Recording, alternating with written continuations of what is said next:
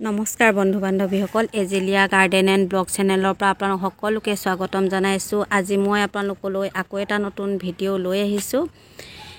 এই মাহত ফেব্ৰুৱাৰী মাৰ্চ মাহত ফুলত কি কি সাৰ প্ৰয়োগ কৰিব পাৰি তাকে আপোনালোকৰ লগত শ্বেয়াৰ কৰোঁ বুলি ভাবিছোঁ। যিহেতু এই সময়ত ফুলবিলাকত সাৰ প্ৰয়োগ কৰিব লাগে, তেতিয়াহে ফুলবিলাক গোটেই বছৰ জুৰি ভাল হৈ থাকে, ধুনীয়া হৈ থাকিব।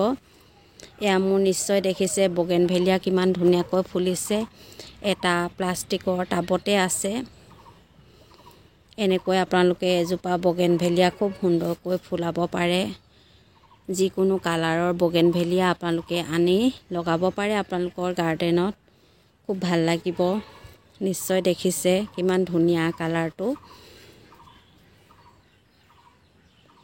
ফেব্ৰুৱাৰী মাৰ্চ মাহত ফুলবিলাকত সাৰ প্ৰয়োগ কৰিলে আপোনালোকে বাৰিষা বতৰত সাৰ প্ৰয়োগ নকৰিলেও হয়। তেনেকৈ মই বাৰিষা ইমান সাৰ প্ৰয়োগ নকৰোঁ। এই ফেব্ৰুৱাৰী মাহতে এবাৰ ধুনীয়াকৈ সাৰ প্ৰয়োগ কৰি দিওঁ, তেতিয়া খুব সুন্দৰ হয় ফুলবিলাক, বহুত দিনলৈকে ভাল হৈ থাকিব। আকৌ আপোনালোকে ছেপ্টেম্বৰ মাহত সাৰ প্ৰয়োগ কৰিব। সকলো ফুলতে সাৰ দিয়াৰ পদ্ধতি আৰু সাৰবোৰো বেলেগ বেলেগ হয়। আচলতে কিছুমানত NPK দিবলগীয়া হয় আৰু কিছুমানত শুকান গোবৰ, কেঁচু সাৰ, ভাৰ্মি কম্পোষ্ট এইবিলাক দিব লাগে। যিবিলাক কোমল পাতৰ ফুল হয় সেইবিলাকত বেছিকৈ ৰাসায়নিক সাৰ প্ৰয়োগ কৰিব নালাগে। মই এইজোপাত একো তেনেকৈ ৰাসায়নিক সাৰ প্ৰয়োগ কৰা নাছিলোঁ, মাত্ৰ কেঁচু সাৰ দিছিলোঁ। আপোনালোকে ফুলবিলাকত লিকুইড সাৰো প্ৰয়োগ কৰিব পাৰে। শুকান গোবৰ পানীত মিহলাই সেই সাৰ প্ৰয়োগ কৰিব পাৰে। মই এটা লিকুইড সাৰৰ ভিডিঅ' দি থৈছিলোঁ, আপোনালোকে সেইটো চাই ল'ব পাৰিব কেনেকৈ মই সাৰ তৈয়াৰ কৰোঁ। মই আজিও দেখুৱাম বাৰু আপোনালোকক মই বৰ্তমান কি সাৰ প্ৰয়োগ কৰি আছোঁ। এইখিনি মোৰ লিকুইড সাৰ হয়। কেঁচু সাৰ, গোবৰ এইখিনি মই পানীত মিহলাই থৈছোঁ। এইখিনিয়ে মই এতিয়া প্ৰয়োগ কৰিম ফুলবিলাকত। যিহেতু অত্যাধিক ৰাসায়নিক সাৰ প্ৰয়োগ কৰিলে ফুলবিলাক ভাল নহয়। কিছুমানত অৱশ্যে ৰাসায়নিক সাৰ দিবলগীয়াও হয়। এই লিকুইড সাৰবিধ 1 কাপকৈ এজোপা ফুলত দিব পাৰে আপোনালোকে। প্ৰতিজোপা ফুলতে এনেকৈ দি দিব গুৰিৰ চাৰিওফালে। সাৰ দিয়াৰ পিছত এদিন বা দুদিনলৈ আপোনালোকে পানী প্ৰয়োগ নকৰিলেও হ'ব।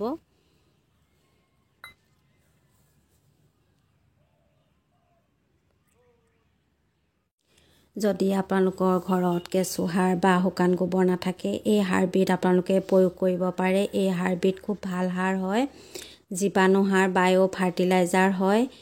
এই সাৰবিধ যিকোনো সাৰৰ দোকানতে আপোনালোকে পাব। আপোনালোকৰ ফুলনিত দিব পাৰে, শাক পাচলিতো দিব পাৰে। খুব ভাল সাৰ হয়। মই ওচৰৰ পৰা নামো দেখুৱাই দিছোঁ বাৰু। এই সাৰবিধ আপোনালোকে যিকোনো ফুলতে খুব সুন্দৰকৈ প্ৰয়োগ কৰিব পাৰিব। এইটো নামটো মুক্তা বায়' হয়। খুব ভাল সাৰ হয়। আপোনালোকে এবাৰ ব্যৱহাৰ কৰি চাব পাৰে। মই বৰ্তমান ব্যৱহাৰ কৰি আছোঁ। সাৰবিধ কেনেকৈ প্ৰয়োগ কৰিব লাগে মই দেখুৱাই দিছোঁ। এয়া পেকেটটো ফলা হৈ আছে। ইয়াত সকলো নিয়মাৱলী সুন্দৰকৈ লিখা আছে, কেনেকৈ দিব লাগে, কিমান পৰিমাণে দিব লাগে, সকলো পাই যাব। পেকেটটোতে সকলো লিখা আছে। অলপমান আধা চামুচ একেবাৰে কমটিকৈ লৈছোঁ। এটা পেকেট আনিলে আপোনালোকে বহুত ফুলৰ বাবে হৈ যাব। এনেকৈ আপোনালোকে ফুলজোপাৰ কাষে কাষে দি দিব, মাটিখিনি খুচৰি দিব। আৰু যদি আপোনালোকৰ শুকান গোবৰ, কেঁচু সাৰ আছে তেতিয়াহ'লে আৰু ভাল হ'ব, সেইখিনিও মিহলাই দিব, খুব ভাল হ'ব। যদি আপোনালোকৰ কেঁচু সাৰ, গোবৰ নাথাকে তেতিয়াও এনেকৈ দিব পাৰে। অকল এই সাৰবিধ দি দিলেই হৈ যাব। দুদিনমান পানী প্ৰয়োগ নকৰিব সাৰ দিয়াৰ পিছত।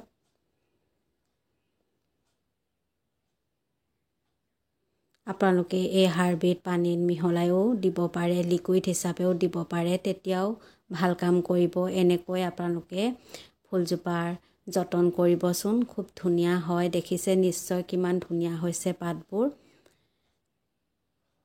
যদি আপোনালোকৰ এই সাৰবিলাক নাথাকে, আপোনালোকৰ ৰাসায়নিক সাৰ প্ৰয়োগ কৰিবলৈ মন যায়, তেতিয়া NPK দিব পাৰে। NPK 19-19-19 মই পেকেট খুলি এই টেমাটোত ভৰাই ৰাখিছোঁ।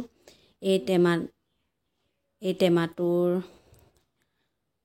আধা চামুচকৈ আপোনালোকে দিব পাৰে প্ৰতিজোপা ফুলতে। মই বায়'হাৰবিট দিয়াৰ বাবে এইজোপাত মই এই সাৰ প্ৰয়োগ নকৰোঁ। যদি আপোনালোকে বায়'সাৰ প্ৰয়োগ নকৰে, তেতিয়াহ'লে এই ৰাসায়নিক সাৰ প্ৰয়োগ কৰিব পাৰে।